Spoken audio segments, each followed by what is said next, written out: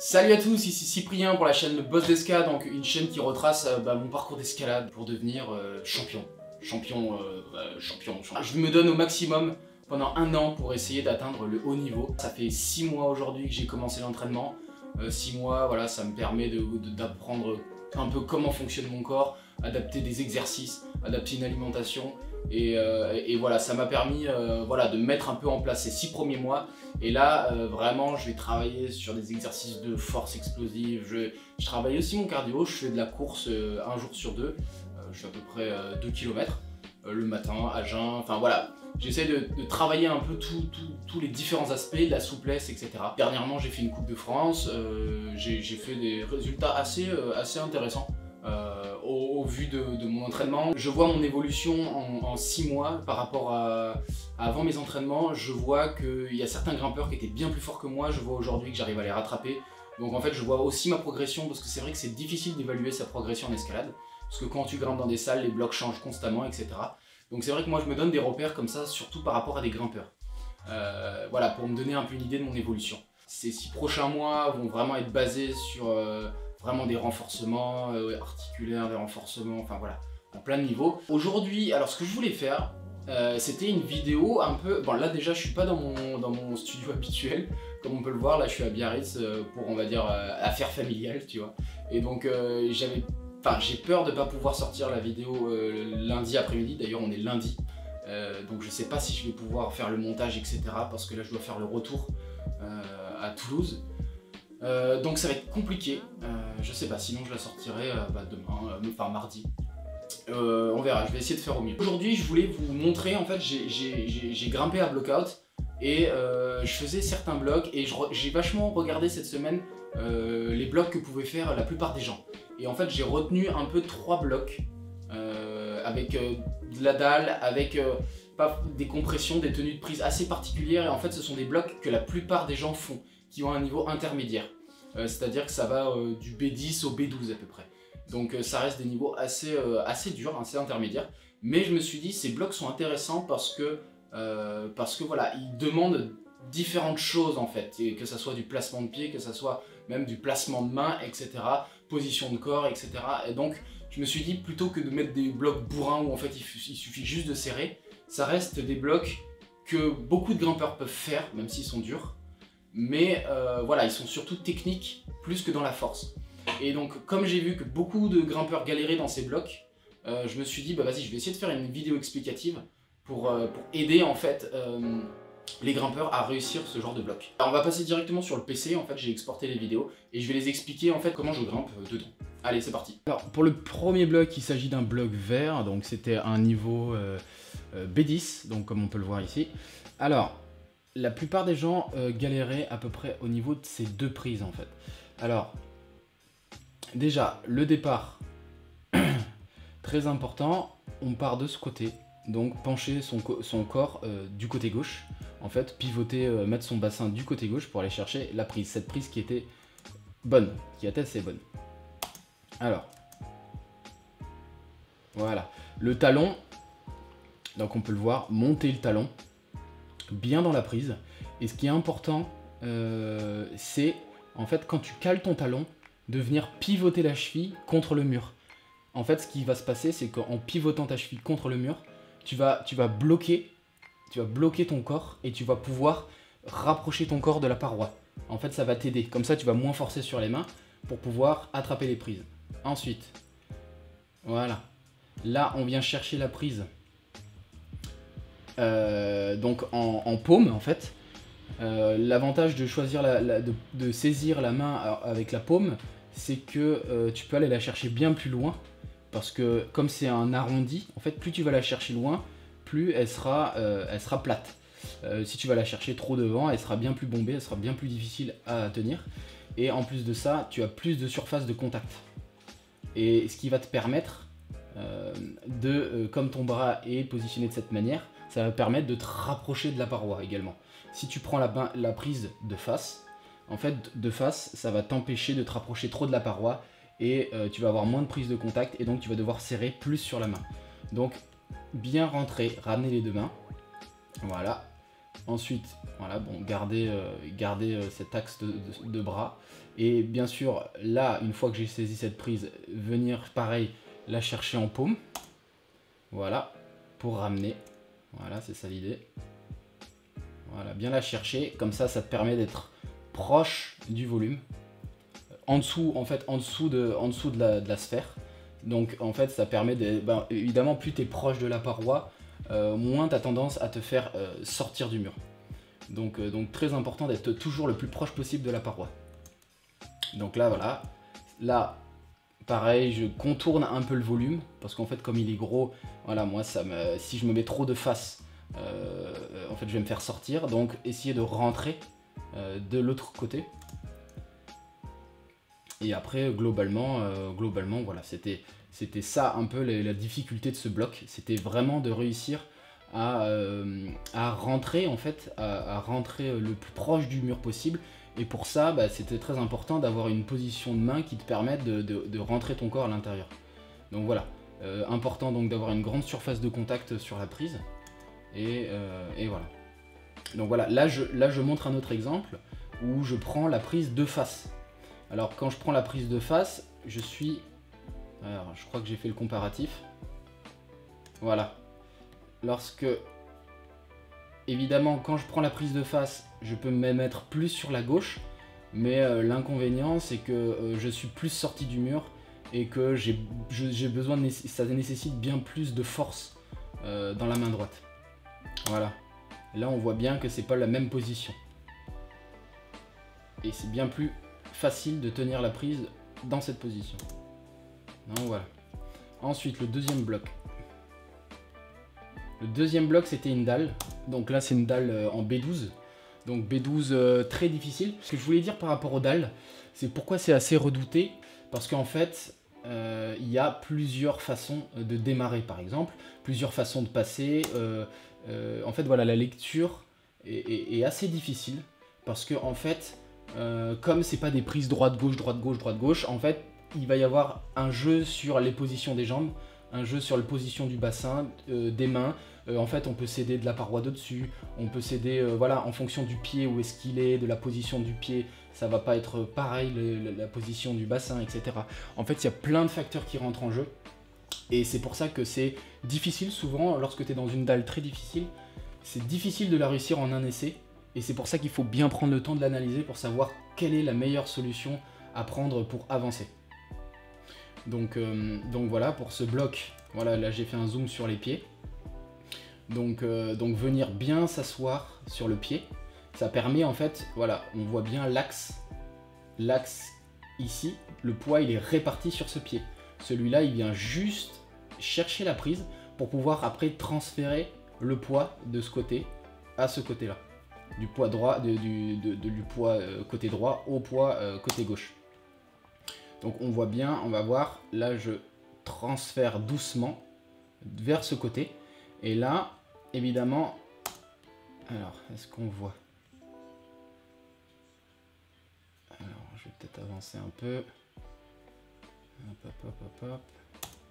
Voilà, là, bon, je repartirai d'où j'ai dit tout à l'heure. Mais d'abord, là, je voulais vous montrer différents départs, en fait, différents départs. Alors... voilà, il pouvait y avoir plein de départs différents. Donc un départ avec le pied gauche juste ici et le pied droit dans le vide. Donc évidemment, là, il va falloir forcer bien plus sur cette main pour retenir le poids du corps. Voilà. Ensuite, il y avait le départ comme je l'ai fait, qui a été pour moi le meilleur des départs, puisque là, mon poids était quasiment reposé sur les volumes. Donc il y avait besoin de moins forcer sur les mains. D'ailleurs, regarde, on voit que je peux lâcher la main en fait et que je tiens en équilibre, hein, alors qu'avant c'était pas possible. Donc là, voilà, là on a vu que j'ai zippé. Donc ça aussi c'est très important. On voit que je suis trop au bord du volume là. Et donc très important la pose de pied. Parce que voilà, tu poses un peu mal ton pied sur les volumes. Évidemment tu peux zipper. Donc voilà, très important. Pareil, essayez en fait d'avoir une surface importante posé sur les volumes, parce que plus tu as de surface, plus tu as de gomme, plus t'as meilleure ton adhérence sera, quoi. Et l'avantage en fait de ces chaussons, des Scarpa comme ça, Drago, c'est qu'ils sont souples. Et donc comme ils sont souples, ils peuvent adapter une position pour pouvoir tenir, pour avoir une surface, comment dire, pour avoir une plus grande surface d'accroche sur les volumes. Des chaussons rigides en fait, ils vont pas se plier et donc ils vont avoir une moins grande surface d'adhérence. Donc ceux-là, ce sont des chaussons très intéressants pour les volumes. Donc voilà, là je voulais montrer qu'on pouvait soit passer par ce volume, soit passer directement par celui-là. Ensuite il y a d'autres techniques, passer par en dessous.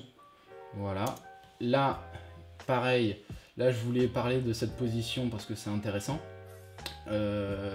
Donc, alors ce qui est intéressant c'est que on va dire que à partir du moment où tu saisis par exemple le volume, si tu le saisis, en fait, tu auras beaucoup plus de difficultés à monter ton pied si tu as déjà le volume en main. Donc souvent, c'est important de monter le pied d'abord et ensuite de positionner la main. Parce que sinon, en fait, comme tu vas forcer sur cette main, et ben tu vas forcer sur les deux en contraction et ça va être très difficile de lever le pied. Donc d'abord, voilà, se retenir comme ça, monter le pied et ensuite aller saisir le volume. Et ensuite, là, l'idée, c'est de venir forcer ici et de venir reposer son poids un maximum sur la jambe gauche.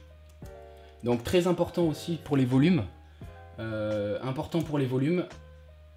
C'est souvent, on vient casser le poignet pour tenir les angles, en fait. Pour venir avoir une surface, que ce soit de ce côté, pour pouvoir avoir une meilleure préhension sur les volumes. Parce que si tu vas chercher le volume de face, en fait, t'as pas vraiment d'accroche et en fait le fait de fermer la main, tu peux serrer les angles. Donc voilà, la position des mains sur les volumes, très importante aussi. Donc voilà, on voit bien que je coiffe le volume.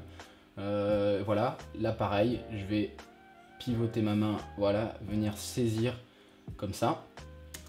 Donc voilà, bon voilà, après ça reste donc un bloc très technique, hein.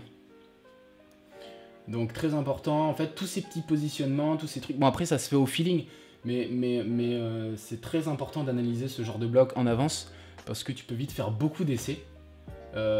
Alors que c'est pas, si tu passes en douceur et en technique, enfin il n'y a pas forcément besoin d'avoir beaucoup de force pour ce genre de bloc. Là c'est vraiment de la souplesse qui est nécessitée. Bon là il y a quand même besoin de la force parce que là tu viens soulever quasiment ton poids avec une seule main. Et là de la souplesse, on voit que j'ai encore du mal un peu avec la souplesse. On passe au dernier bloc. Donc c'est souvent, voilà, je vous ai montré quand même 3 blocs assez techniques. Donc celui-là, un départ particulier, souvent, ça se fait souvent, hein. On peut voir ça aussi en championnat. Ce sont par exemple des contrepointes ou des talons. En fait tu viens avoir un départ assez particulier où tu viens tirer ta jambe d'un sens. Et enfin voilà, ce sont des départs souvent très techniques.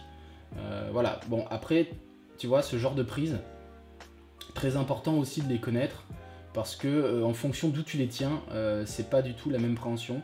Donc souvent, tu vois, très important de venir avoir sur les plats comme ça, un maximum de surface.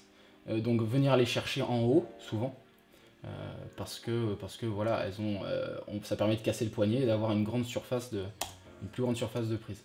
Donc venir bien tirer sur la contrepointe, voilà, pour venir, voilà, on voit peut-être mieux comme ça, voilà. Donc là assez difficile, parce que là tu es en contraction totale et tu as le pied vachement haut, donc très important de venir pousser énormément sur le pied droit, et de venir en fait, en même temps que tu pousses sur le pied droit, tirer sur cette main droite. Celle-là elle va servir juste à retenir. Donc très important de tirer fort sur cette main droite, donc de balancer son corps en arrière, puis en avant, pour venir aller, voilà, plaquer cette prise, quoi. Donc là c'était quand même plus un bloc, on va dire, en force. Donc très important, voilà, de venir caler le talon pour éviter le phénomène de porte, tu vois. En fait, une porte, c'est, on va dire que quand tu as une porte, tu vois, tu as les gonds. On va dire que là, c'est les gonds de la porte et là, c'est l'ouverture de la porte. Elle s'ouvre, on va dire comme ça. Alors là, si j'ai pas le talon et que je lâche la main, ce qui va se passer, c'est que vu que mon poids, il est quand même réparti du côté droit, et bah si je lâche tout ça, en fait ce qui va se passer c'est que mon corps il va basculer, il va s'ouvrir. Et donc c'est pour ça que c'est important de retenir le poids du corps avec un talon par exemple ou avec une contrepointe. Voilà, pour éviter d'avoir ce phénomène d'ouverture.